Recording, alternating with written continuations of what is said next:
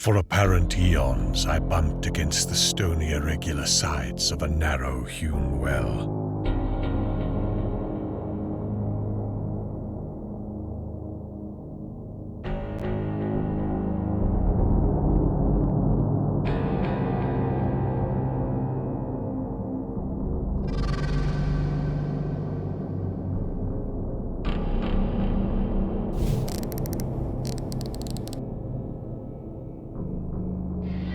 My nostrils were assailed by a scarcely definable menace, a creeping odor of damp and staleness, curiously.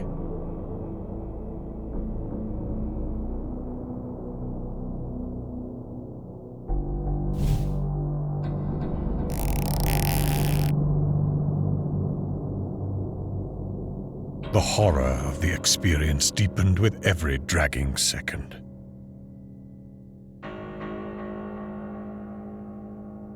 Then, the mental cataclysm came.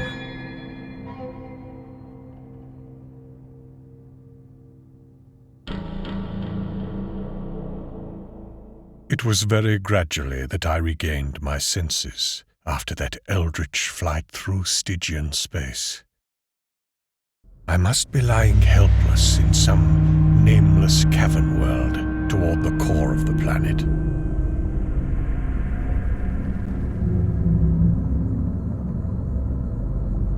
My bonds were still biting into me with unloosened force. I used all the art of a lifetime to free myself, as I had so often done amidst the glare of lights and the applause of vast crowds.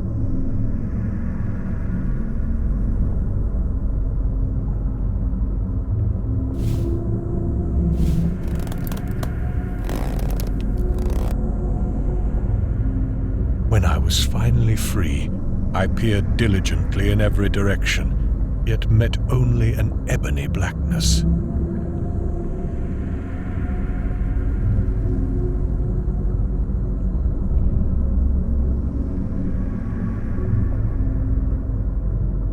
Obviously, I ought not to walk at random, so I paused to note the direction of the cold, fetid, natron-scented air current. Accepting the point of its source as the possible entrance to the abyss, I strove to keep track of this landmark and to walk consistently toward it.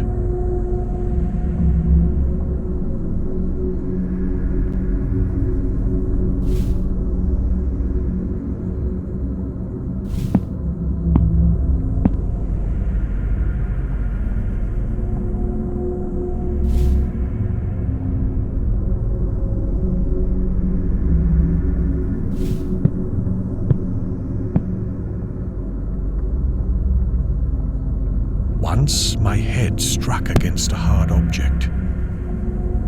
It was the base of a column of unbelievable immensity, whose surface was covered with gigantic chiseled hieroglyphics.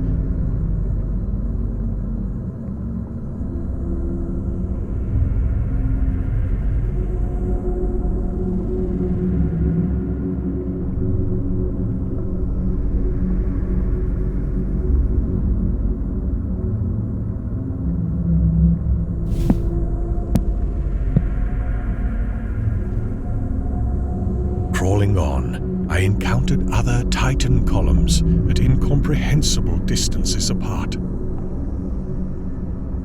Suddenly, I began to hear, faintly and afar off, the morbid and millennial tramping of the marching things.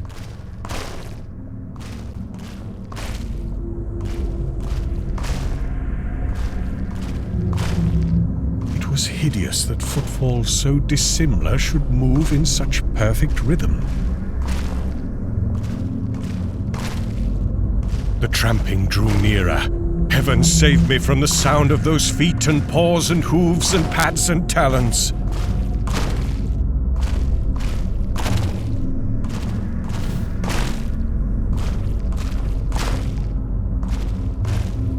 Down limitless reaches of sunless pavement, a spark of light flickered in the malodorous wind.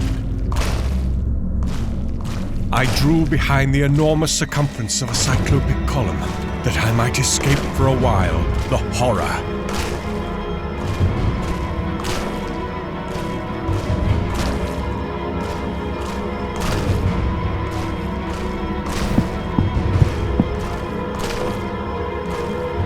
I would not look at the marching things.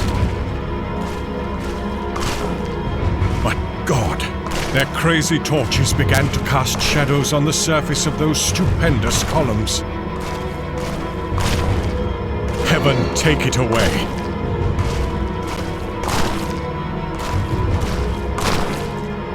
Hippopotami should not have human hands and carry torches. Men should not have the heads of crocodiles.